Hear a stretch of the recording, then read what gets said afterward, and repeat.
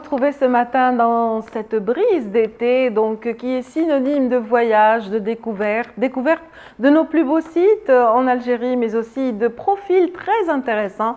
Aujourd'hui, nous allons vous proposer deux profils féminins. D'ailleurs, la première chanson qu'on va vous proposer aussi dans l'émission s'intitule Enti. Donc, on va un petit peu axer sur la femme au départ, la femme très active. D'abord, le profil d'une conseillère en parfum, oui, grâce à ses capacités olfactives, grâce à son intérêt depuis sa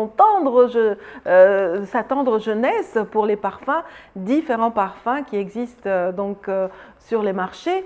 Donc, elle a développé un don et aujourd'hui, elle est devenue conseillère en la matière. Il s'agit donc en l'occurrence de Mouna Qadi, qui sera notre première invitée ce matin et qui nous fera découvrir tout un univers et nous apportera ses conseils par rapport à cette saison estivale et la manière avec laquelle on peut choisir ou adapter sa personnalité ou le parfum plutôt à notre personnalité, je dirais.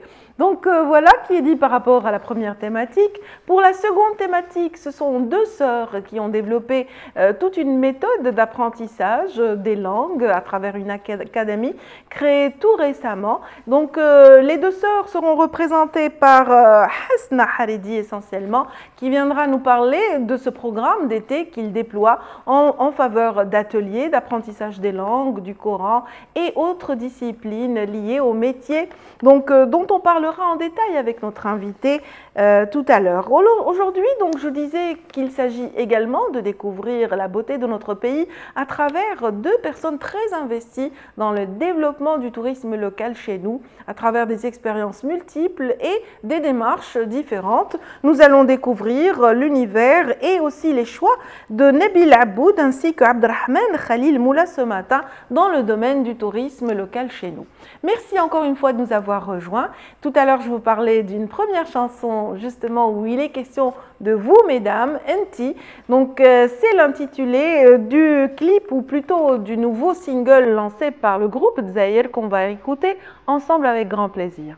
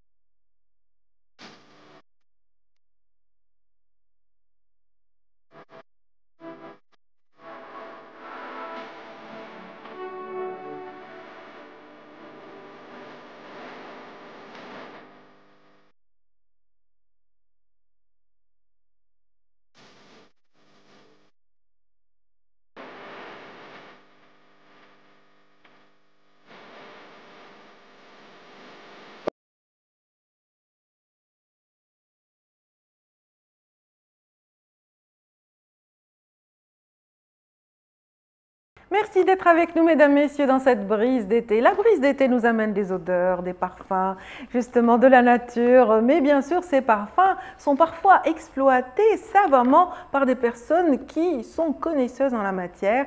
En l'occurrence, ceux qui nous fabriquent les parfums, les fragrances qu'on utilise au quotidien nous-mêmes. Alors, on est ravis d'en parler ce matin. C'est un thème qu'on n'a pas évoqué depuis très longtemps. Ravis d'en parler avec vous, Mouna Khadi. Bonjour Ladia, je vous remercie de l'invitation. Marhaba bik, on est ravis de vous recevoir ce matin. Merci. Ravis de connaître un univers qui nous est un petit peu inconnu. Donc l'univers des fragrances et des parfums, des odeurs. Tout à fait, l'univers des odeurs qui est un univers quand même assez magique. Il peut être inspirant comme il peut être aussi quelque chose de révélateur en nous carrément. Donc je me dis que le parfum c'est vraiment une identité par rapport à la personne, c'est le timbre. Et moi, ce que je fais concrètement, c'est conseiller les gens en fonction de leur personnalité et je fais tout pour vous donner le parfum qui pourrait vous correspondre, vous mettre en valeur et tout simplement faire… On a testé cela en coulisses tout à l'heure avec Madame Mouna Khadi ici présente et c'est vrai que tout de suite, en me regardant, en discutant à peine avec moi un petit peu, elle a pensé à un parfum en particulier et c'est vrai que c'était pas mal. Tout à fait. C'était pas mal, ça me convenait. Eh bien oui, tout à fait, parce que vous êtes une personne assez solaire, si je peux me permettre. Merci. Donc, et très douce, donc il vous faut un parfum légèrement sucré et en même temps un petit peu fleuri. Voilà, donc… Et ce sont vraiment mes goûts, effectivement. Vous avez parfaitement deviné. Donc vous êtes aussi, à part vos capacités olfactives, je pense que vous êtes aussi un peu psychologue sur les bords. Un tout petit peu, oui, tout à fait. J'essaye, je m'intéresse vraiment à l'humain. Je discute d'abord avec les personnes, quelques minutes ou même plus, pour savoir un petit peu quoi donner par rapport à une occasion aussi, parce que ça dépend des occasions, ça dépend de ce qu'on a à faire. Vous-même, vous travaillez en plateau, donc vous pouvez vous permettre de vous parfumer comme vous voulez. Mais par exemple, il y a d'autres personnes qui sont en bureau et qui ne peuvent pas porter certains parfums. Oui. Donc, oui, si on est en groupe, certains peuvent peut-être… Tout à fait. Tout à fait, tout à fait. C'est vrai qu'est-ce que je voulais vous dire? Est-ce que ces capacités vous ont toujours rendu service ou est-ce que parfois ça peut porter préjudice? Alors, je ne vous cache pas que oui, ça rend service. Mais vu que j'ai le nez très sensible, donc j'ai dû apprendre avec le temps à supporter certaines odeurs, on va dire, qui ne sont pas très agréables. Mais sinon, ça va, tout se gère. Sincèrement, même les odeurs un peu désagréables peuvent se gérer. Mais il n'y a pas mieux qu'une bonne odeur de parfum, de fleurs, comme de la lavande ou de… Rien de mieux qu'une odeur de parfum. Après, oui, c'est normal. Il y a des odeurs désagréables. Il y a certains parfums que les gens disent, certaines odeurs ambrées ou un peu orientales, qui peuvent être agressives, mais tous les parfums sont bons, c'est-à-dire c'est toujours, ça reste subjectif, ça reste, donc toutes les odeurs sont bonnes. Après, il faut adapter chaque parfum à chaque personne, c'est très important. Très bien. Vous avez été corrigé un jour pour une remarque désobligeante. Tout à fait. Alors pour la petite anecdote, la petite parenthèse, j'étais toute petite et une fois avec la famille, je leur ai dit « Ouh là là, ça ne sent pas très bon ». Bon, c'est vrai que j'ai été punie, mais je pense que c'était la première et dernière fois, je ne l'avais plus jamais refait parce que depuis que je suis petite, au fait, je suis très sensible aux odeurs. Donc je ne suis pas la seule, j'ai aussi beaucoup de clientèle qui sont sensibles aux odeurs. Et voilà, après ça reste une capacité, ça c'est quelque chose que le bon Dieu nous donne. Voilà. Quand on a un nez un petit peu sensible ou des oreilles aussi, il y a des gens qui écoutent très bien. Moi, j'ai un petit peu… oui, c'est un don, c'est un don que vous avez su exploiter après un nombre d'années. Vous vous êtes révélée experte en parfumerie et je dirais experte ou conseillère ou voilà, vous avez quand même accumulé de l'expérience dans le domaine de par d'abord la vente que vous avez exercée, un marketing dans le domaine. Tout à fait, c'est ça, j'ai été dans le marketing, donc je faisais beaucoup plus de ventes et avec le temps, je me suis rendu compte que je conseillais vraiment les gens comme il fallait, j'avais d'excellents retours, bon, et je suis étonnée jusqu'à aujourd'hui par rapport aux retours des gens, mais c'est par rapport à ces retours-là, les gens me disaient, il faut vraiment que tu sois dans le conseil, absolument, c'est très important. Donc voilà, effectivement, j'ai un peu joint le marketing, la vente à ma passion, au conseil. Et voilà, avec un tout petit peu de psychologie, mais c'est c'est très léger, hein, je ne suis pas psychologue, mais j'essaye un peu je fais de mon mieux au fait, je me forme, je fais des formations en parfumerie, parce que c'est vrai qu'il faut bien connaître le technique aussi, il y a un minimum à maîtriser, donc là j'enchaîne un peu les formations pour arriver à la vraie création de parfums avec, je l'espère, nos produits locaux et avec une matière première locale, je le souhaite. Voilà, une manière, c'est-à-dire que l'artiste peintre, par exemple, quand il essaye d'acquérir de la technique, il reproduit, il fait des reproductions de tableaux, etc. Vous êtes probablement passé par le même cheminement vous-même? Oui, tout à fait. C'est vrai que j'avais commencé avec des reproductions, comme vous dites, et avec le temps, je me suis rendu compte qu'il y avait différentes qualités de matières premières et de parfums qui existent en Algérie, hein, je précise. Il y a des matières locales et d'autres matières importées, c'est normal. Je travaille avec les deux. Après, tout à fait, il faut un petit peu équilibrer tout ça, voilà. Et on essaye d'en sortir quelque chose de bon. Voilà, j'imagine que vous avez déjà peut-être des petites recettes propres à vous qui sont très intéressantes et déjà testées avec un panel d'entourage. Ah bah oui, tout à fait, c'est ça. J'ai fait des petites recettes, j'ai eu des petites formules. Les accords étaient bons parce que c'est pas toujours évident de sortir quelque chose de bon mais les accords étaient bons et le panel, j'ai un panel de personnes, il y a ma famille, les amis et il y a aussi une clientèle que je contacte pour leur faire tester parce qu'il y a différents types de peaux. Voilà, ça dépend des peaux. Chaque pH réagit à sa manière sur chaque parfum. Donc, je dois absolument tester tout ça avant de proposer aux gens. D'accord. Voilà. C'est-à-dire que le même parfum, selon les personnes, va dégager une odeur différente. C'est-à-dire selon une réaction chimique donc, qui est un petit peu induite par la nature de la peau. Tout à fait, mais c'est complètement chimique. Chacun son pH. Il m'est déjà arrivé de recevoir 2 frangines. Okay. Je leur teste le même parfum. La première est aux anges et la deuxième va mal au fait.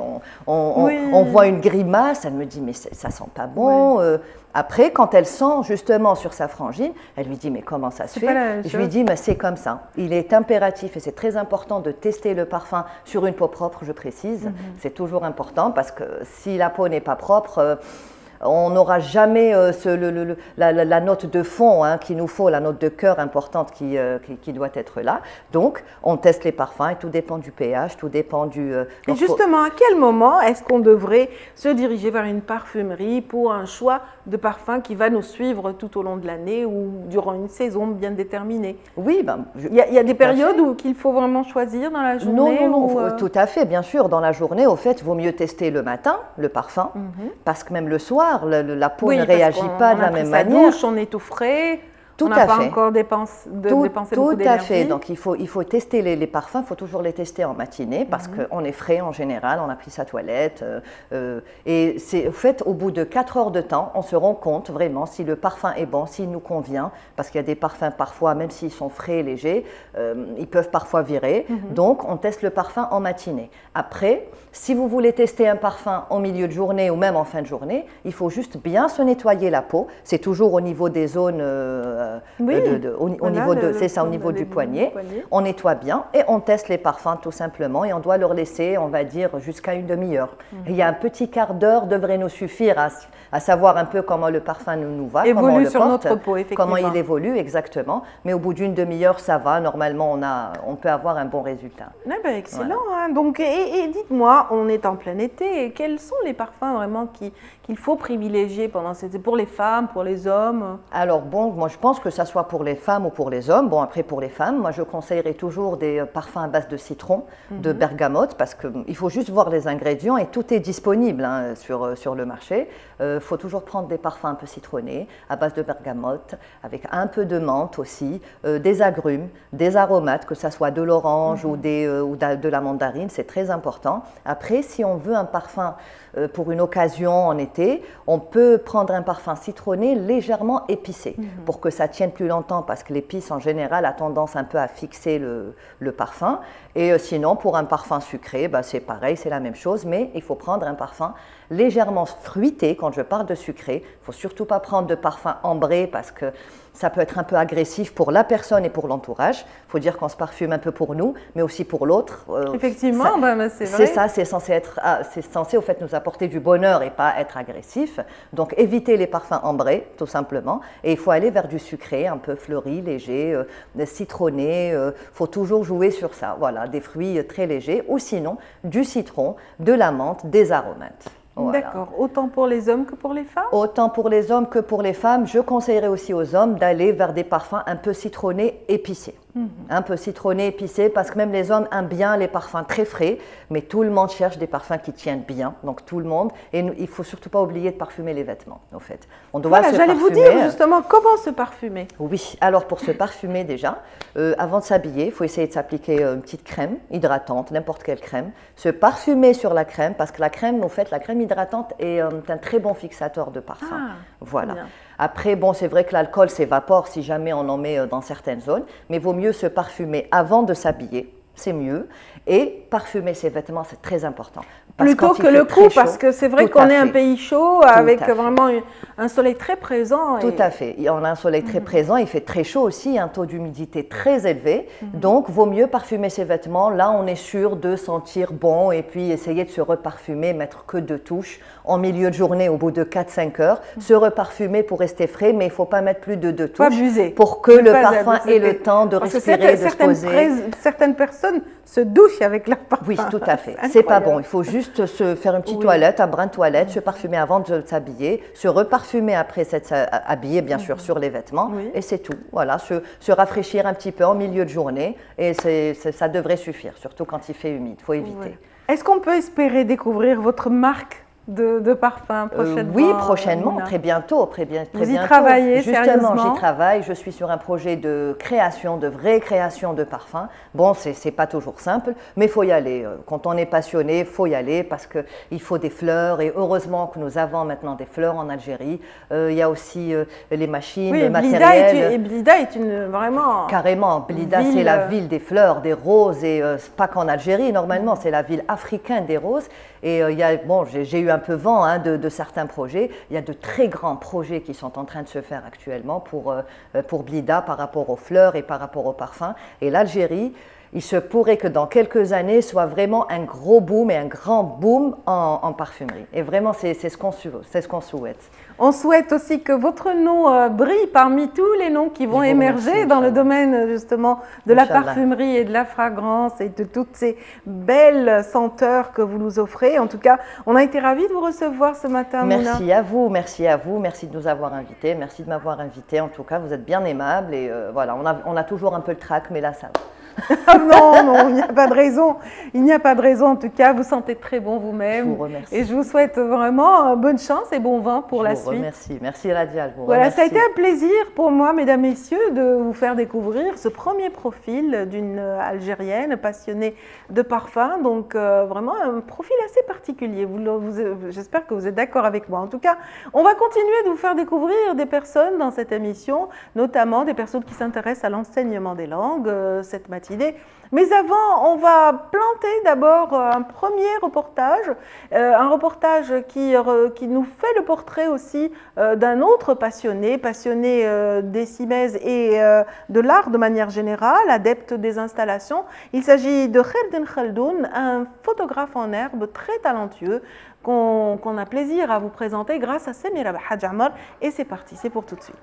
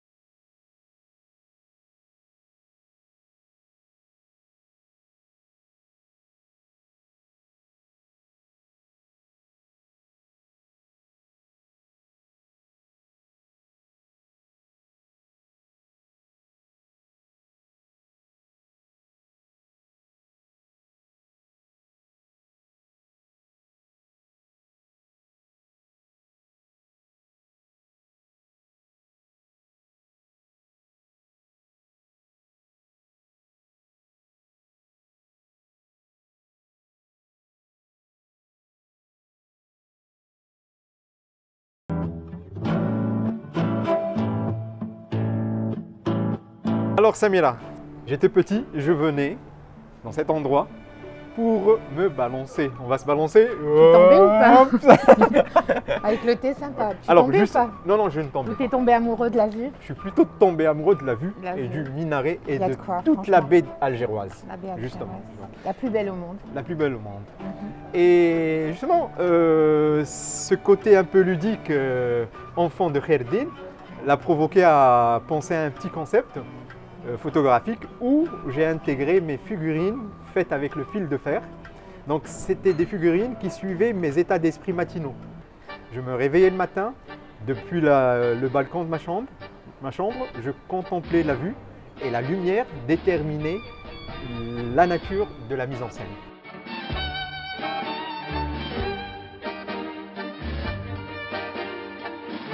La place de la porte de la mer, la place des Quatre Vents, la place des Arcades, Et la mer, la baie, bien sûr, le minaret, oui, le le monument minaret, des martyrs, oui, les gens, les gens, le l'air, téléphérique, le climat, tout, tout, les tout bruits, m'inspire. Oui, Tout m'inspire. C'est que maintenant, c'est une ambiance, Oui. qui affecte réellement mes émotions. Et quand il y a le chagrin, ça provoque en moi cette envie d'aller prendre une photo. Quand il y a la joie, c'est aussi le cas. Il n'y a pas une journée qui passe sans que je prenne une ou deux photos.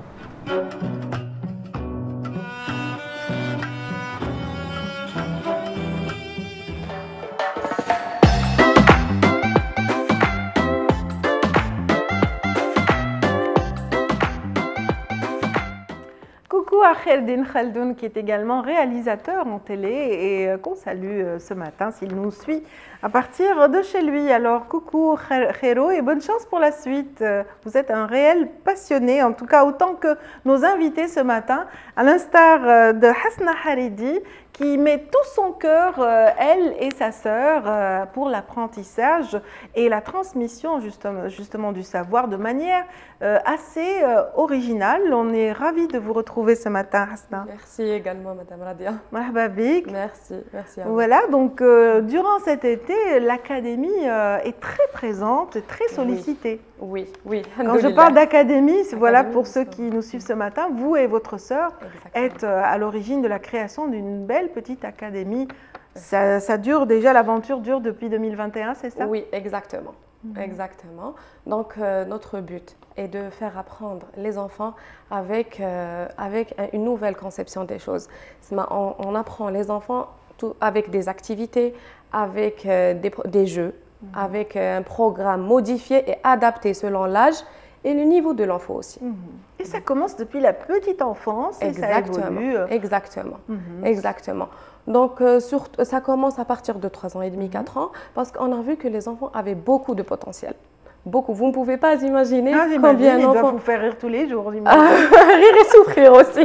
Souffrir et surprendre. Oui, on a été très surprises. Oui. Donc, au début, on n'avait pas commencé avec la petite section de 3 ans et demi. On a commencé avec les 5 ans. Ensuite, on a vu, il y a toujours quand on dit 5 ans, il y a les 4 ans et demi. Oui. Quand il y a les 4 ans et demi, il y a les 4 ans après. Donc, on a vu que les enfants à cet âge-là étaient magnifiques. Et on préfère travailler avec la toute petite section pour aboutir. Parce que quand ils sont déjà grands... Après, il y a un suivi. Parce que il y a le suivi, continue, exactement. Donc, le suivi, il sera plus facile. Sinon, quand il y a un enfant d'un certain âge, il y a les complexes qui se sont créés au fur et à mesure à l'école. Vous savez, l'école algérienne. Ce n'est pas toujours évident de l'amener de le décomplexer, exactement, de le désinhiber. Surtout par rapport aux langues. Voilà, parce qu'il faut d'abord le désinhiber pour pouvoir faciliter l'acquisition de toutes ces Donc, on connaissances. travaille un peu sur le plan psychologique avec les activités, on décomplexe les enfants, on fait des ateliers, on touche, quand on a, bien sûr, on travaille avec les animations et tout ça, mais aussi à le toucher. Par exemple, quand il y a un cours de couleurs pour la petite section, on fait les couleurs avec de la peinture. Quand il y a le mix des couleurs, les enfants ils vont mixer pour voir ce que ça donne et tout. C'est plus créatif. Découvrir, s'amuser en même temps et puis salir autour. Exactement. À l'occasion. C'est comme ça qu'on apprend. Ça doit être amusant. En tout cas, ce qui est pas mal chez vous en tant que initiatrice d'un projet réservé à l'enseignement, c'est que rien ne vous prédestinait au départ, parce que vous êtes, je le précise, vétérinaire, votre sœur est ingénieur agronome. Exactement. Donc deux domaines qui ne sont pas censés être à la base de l'enseignement. Donner une prédisposition pour l'enseignement des langues, parce qu'il s'agit des langues essentiellement. Exactement. Oui. Mais là, voilà, vous vous êtes lancé dans cette aventure. Qu'est-ce que vous vous êtes dit à un moment donné? Qu'est-ce qui vous a poussé? Qu'est-ce qui nous a poussé? Alors, c'était ma sœur. Au début. À ses débuts, elle a commencé à enseigner les enfants. Ensuite, elle s'est dit qu'elle devait se lancer toute seule. Ça y est, elle a découvert ça, voilà, elle a découvert véritable ça en vocation. Oui, parce que c'est elle qui a développé certaines méthodes et des fois, on ne peut pas imposer à quelqu'un d'autre. Donc, il faut mieux se lancer seul. D'accord. Donc, on était deux et on a un très bon contact avec les enfants. Déjà, la première, ma soeur, c'était ma fille. Elle a essayé elle a 3 ans et demi. Le premier cobaye. Exactement. Ma fille, donc à 4 ans, elle écrivait son prénom, elle savait reconnaître les lettres et tout. Donc, elle a vu qu'il y avait beaucoup de potentiel. Mais ce n'est pas tout le monde qui le fait avec la petite section qui m'a. Donc, on s'est lancé. Bravo, bravo. Vous avez concrétisé donc votre rêve. Vous avez créé une académie. Vous êtes en tout cas agréé de façon officielle. Vous bien sûr. On est une école de formation. Voilà. On n'est pas une école privée. Donc, quand on parle d'agrément, c'est pour les écoles privées, pas pour les écoles de formation qui m'ahnaya. D'accord. Quand vous dispensez donc cet apprentissage des langues, est-ce que vous vous conformez aux manuels existants donc, dans les cursus qui sont Exactement. On se réfère aux méthodes étrangères, surtout. Et aussi par rapport au programme scolaire. Donc, on fait un équilibre entre le programme scolaire et les formations et les méthodes étrangères. D'accord. Les écoles privées. D'accord. Donc, c'est des méthodes, ils partent de la base, ils partent de l'alphabet, la première forme de lecture, d'écriture plutôt, il y a la forme script et majuscule. Donc, on commence par là, ensuite, on rajoute la minuscule, puis la script et la cursive en majuscule et minuscule. C'est des étapes. C'est tout un cheminement. Voilà, c'est un cheminement. Ensuite, il y a les sons. Ensuite, la lecture, écriture correctement et tout. D'accord. Donc voilà, c'est-à-dire que ce qui est sûr, c'est que vous avez acquis de l'expérience et aujourd'hui vous essayez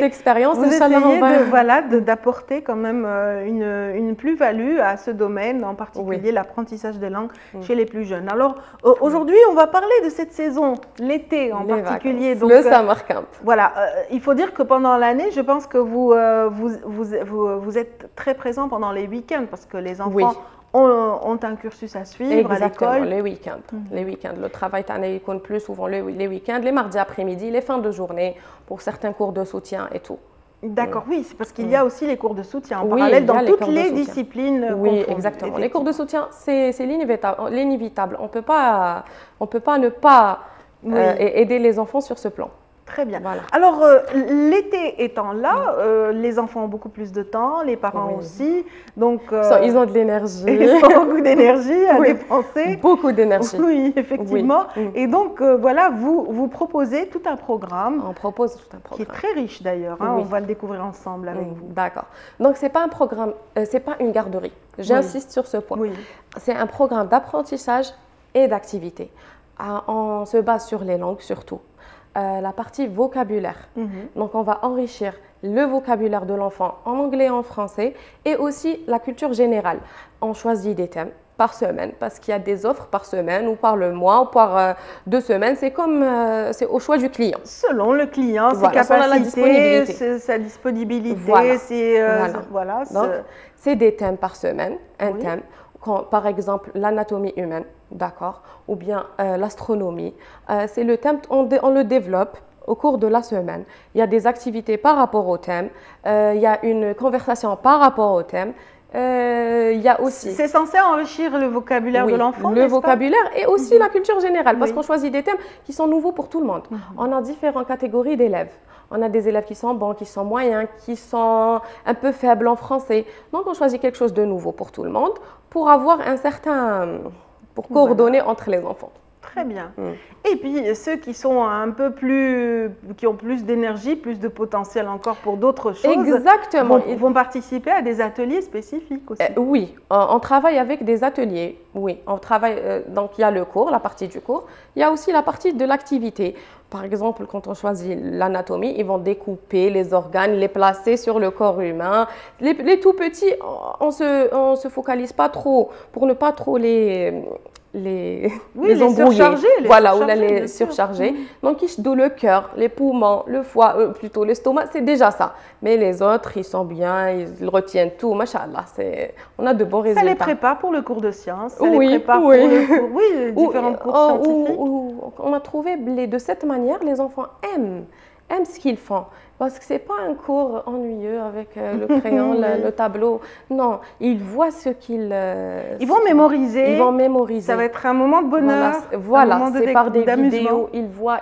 C'est des choses dont ils n'ont jamais entendu parler. Donc, c'est nouveau pour eux. C'est magnifique. Ça réveille leur curiosité en quelque sorte. Et puis, pour ceux qui ont l'habitude de voir maman à la cuisine, ils vont aussi s'amuser. Oui, il y a des ateliers culinaires. Alors, je vous dis pas, c'est la meilleure journée des enfants. Oui. Pour les ateliers, ils mettent la main à la pâte.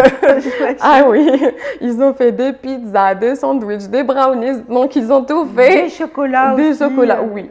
Alors, les ateliers culinaires, le programme, il y a aussi l'apprentissage du corps. Je remercie profondément la maîtresse qui a fait ça parce qu'elle a réussi avec les enfants. Ils ont appris Surat Al-A'la, Surat Tariq. C'est juste en répétant après elle, dire leur après tafsir, c'est magnifique. Donc quand ils comprennent, ils retiennent encore mieux le quand Coran. ils comprennent, exactement. Il y a aussi les séances d'écriture. D'écriture, tahsin al-khat, parce qu'en arabe, il y a beaucoup de... Il y a beaucoup de catastrophes. Oui, il y a beaucoup de catastrophes. Oui. Et en parallèle, il y a aussi les clubs de lecture, français et arabe. Les enfants, il n'y a pas que les langues étrangères qui sont difficiles ou la nouvelle. Même la langue arabe. Par faire d'abord l'écriture, par faire aussi la lecture. Exactement. Même l'arabe, il y a beaucoup de... Les élèves, ils sont vraiment faibles. Ils ont des lacunes, Il y a beaucoup de lacunes. Exactement. Ah oui, en arabe, il ne faut pas négliger le côté arabe et tout. Voilà, vous parlez de l'arabe. Moi, j'ai envie de vous dire quelles sont les langues que vous dispensez au sein de l'académie. Pour le moment, on a le français, l'anglais, l'espagnol. Les autres langues sont à la demande, soit en particulier ou là des mini-groupes.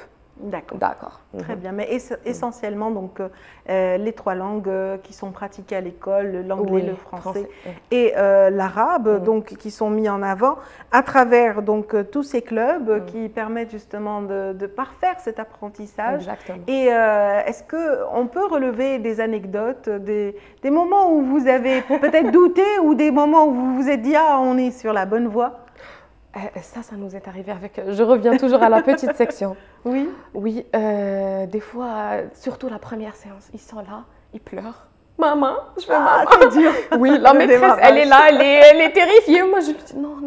On dit non, ne t'inquiète pas, ça va bien se passer. Après, ils ne veulent même pas retourner à la maison. Voilà. Ils ne veulent même pas retourner à la maison. Non, je reste ici. Ils pleurent, ils insistent. Donc, ça nous a fait vraiment plaisir, surtout sur ce côté-là. Oui, c'est là où vous vous êtes dit, ah, là, on a bien fait. Bien fait vers la fin de l'année, avec la petite section, c'était des élèves de 5 ans, ils arrivaient à lire des petits mots et des petites phrases.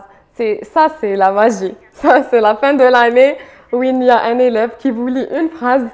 Ça, c'est magique. C'est un moment magique. C'est excellent, c'est excellent. On sent votre épanouissement, votre bonheur de partager ces moments. En tout cas, les parents qui souhaiteraient peut-être se rapprocher de l'académie, on va peut-être leur offrir une petite adresse, la possibilité d'entrer en contact avec vous cet été. Il n'y a pas de souci, oui.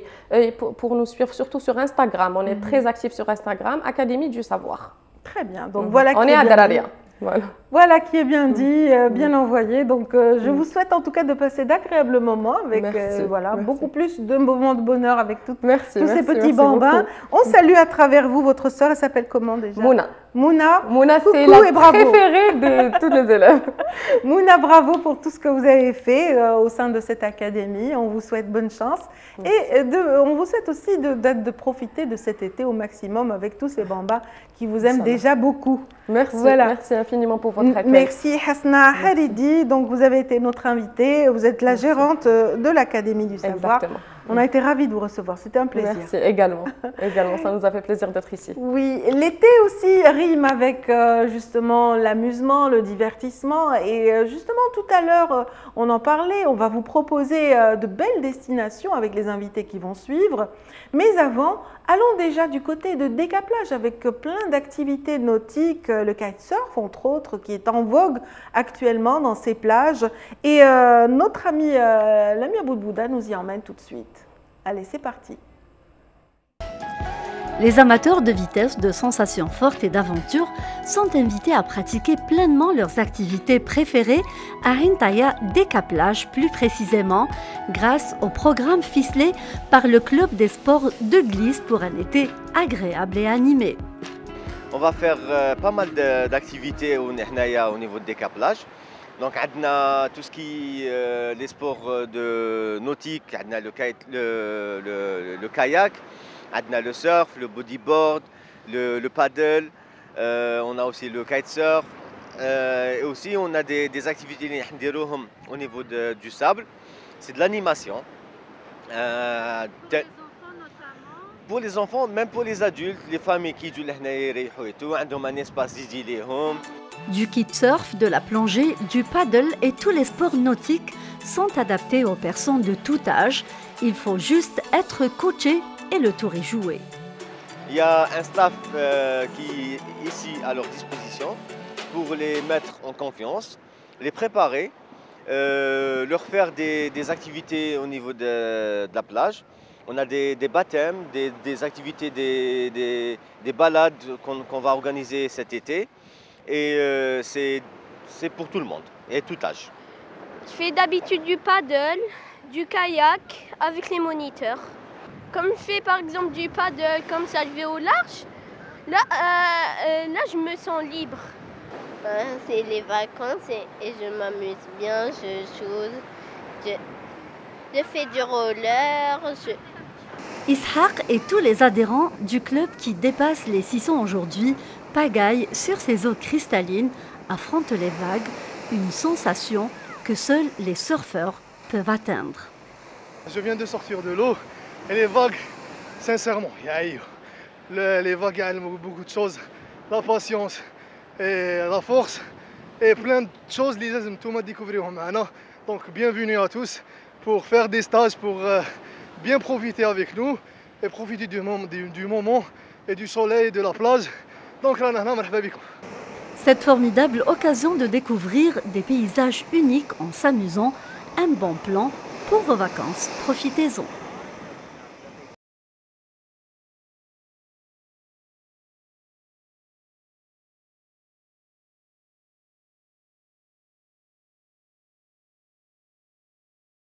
Remise pour Abdelrahman Khalil Moula qui devait nous rejoindre, qui est pris dans la circulation ce matin. On le salue et on l'attendra prochainement, Inch'Allah. On est ravis en tout cas de vous présenter Nabil Aboud qui est en fait doctorant en biodiversité urbaine. Donc il propose à travers sa thèse actuellement des solutions justement des solutions intéressantes pour la gestion justement et enfin en faveur de la nature, je dirais tout simplement, parce que c'est un grand écologiste. Et d'ailleurs, il est aussi à la base de la création d'une agence qui était parmi les pionnières en matière de tourisme écologique et de tourisme responsable dans notre pays. Bienvenue à vous, Nabil Aboud. Bonjour, merci beaucoup pour l'invitation. Je ne sais pas si la présentation vous convient. Oui, très bien, très bien. Donc, merci voilà. beaucoup. Mais en fait, j'avais du mal à lire par rapport à votre thèse. Vous allez vous préciser? Donc, ça fait quelques années que je suis en thèse dans la spécialité de l'écologie urbaine, qui est une spécialité assez passionnante. Donc, on travaille sur tout ce qui est présence de la nature dans la ville, mais aussi comment utiliser cette nature pour améliorer le cadre et la qualité de vie et d'environnement au milieu urbain. C'est ce qu'on appelle actuellement les solutions basées sur la nature. Très bien. Vous avez donc toujours eu ce souci de bien faire les choses, d'améliorer les conditions du citoyen.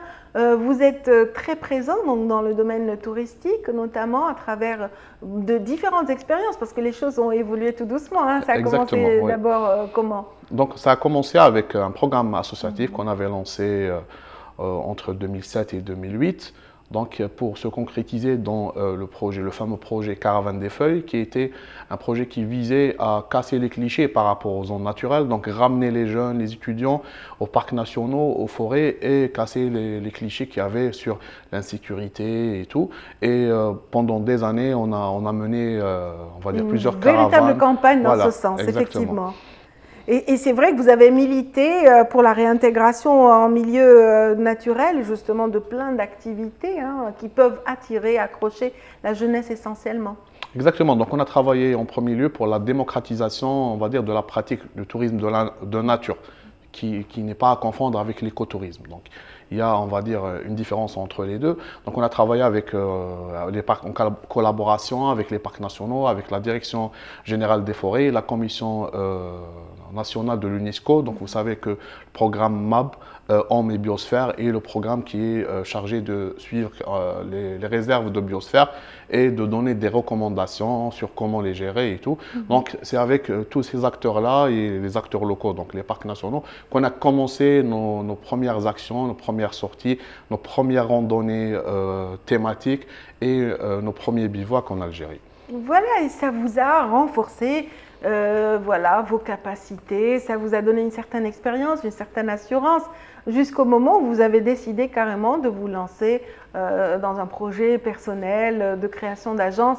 Donc, agence dédiée essentiellement au tourisme local, au développement du tourisme local. Exactement. C'est à partir de 2015 qu'on a acquis, on va dire, un certain savoir-faire qui nous a permis de lancer un premier projet de start-up algérienne spécialisé dans le tourisme d'aventure dans un cadre éco-responsable.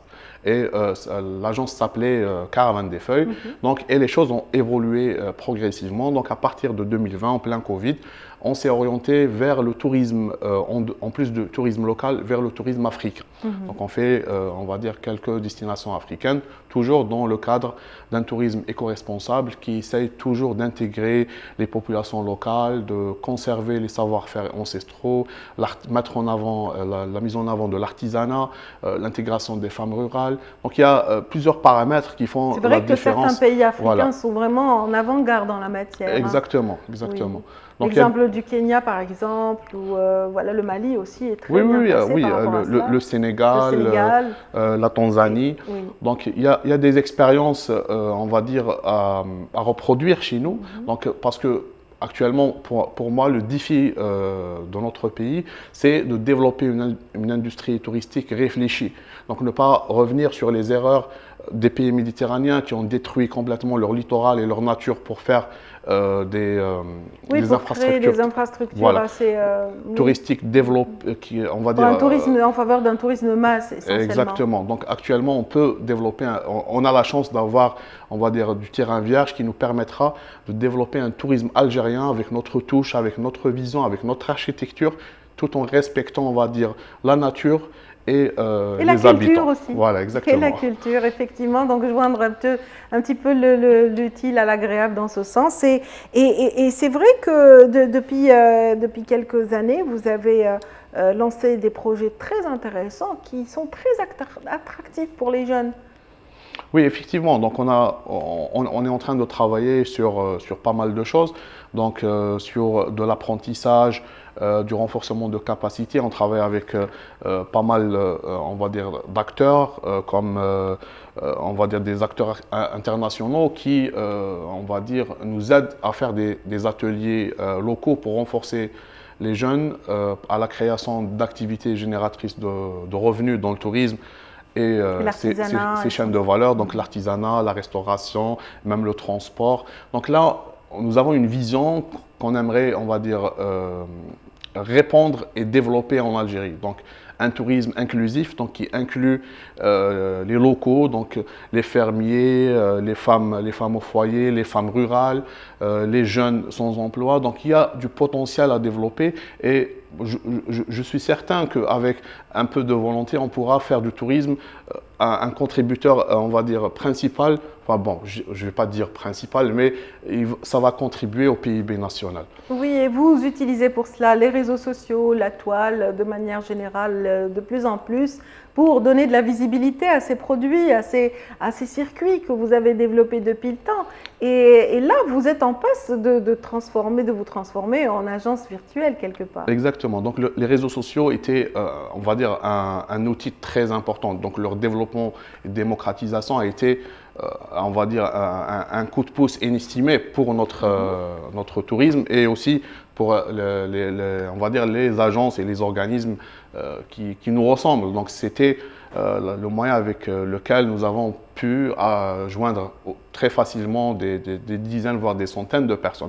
Donc actuellement, on est en train de... Vous arrivez facilement à répondre à la demande? Est-ce que vous arrivez à satisfaire la demande actuelle? Bon, sincèrement, parfois, là, on est dépassé, surtout en saison estivale. C'est bien. Ouais, exactement. Comme on est une toute petite équipe, donc parfois, on est dépassé par les réservations, les demandes et tout, et on fait de notre mieux pour, on va dire, satisfaire tout le monde. Donc, pour ce qui peut-être fédérer d'autres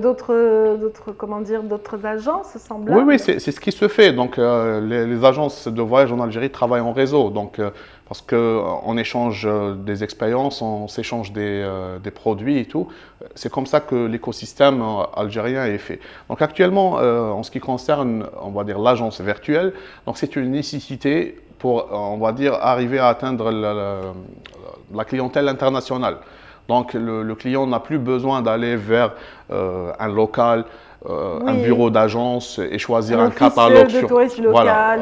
Voilà, donc choisir dans un catalogue en papier. Maintenant, c'est l'ère de la vidéo, des plateformes, et c'est ce qu'on est en train de développer actuellement. Donc, une plateforme ce qu'on appelle une plateforme d'inspiration. Donc, ça aide le client à choisir et à construire, on va dire, son séjour et son produit touristique. Excellent, hein, c'est bien, c'est super. Merci beaucoup. Et puis bon, on va essayer peut-être de parler surtout de cette saison-là. On se trouve en 2023, l'été est là, et vous avez des destinations phares à proposer, j'imagine. Oui, bien sûr. Bon, vous avez axé sur quel produit cette année? Cette année, on est plus, on va dire, focus sur un espace d'activité nautique qu'on a réussi à obtenir dans le cadre d'une concession au niveau de la wilaya de Tipaza. Donc, c'est une plage avec des normes et des standards assez, on va dire, évolués. Donc, espacement, un nombre d'usagers journaliers limités. Donc, parce que j'ai envie d'en parler aussi, nous avons ce qu'on appelle une capacité de charge d'un site pour pas que ça ait l'effet inverse. Parce que, on va dire, les gens, ce qu'ils recherchent en premier en allant faire du tourisme, c'est la tranquillité. Tout à fait. Et la tranquillité, donc, on est programmé pour être tranquille selon des normes. Donc, s'il y a nuisance sonore, s'il y a trop de monde les uns collés aux autres, ça ne va pas permettre… Ça va déranger, voilà, effectivement, exactement. Ça va déranger, Donc ça va pas nous permettre… Voilà, on est en train de travailler sur des standards par rapport à ça. Donc, une parcelle de plage expérimentale dans laquelle on met des normes d'espacement. Par exemple, entre deux parasols, il y a presque 2 mètres.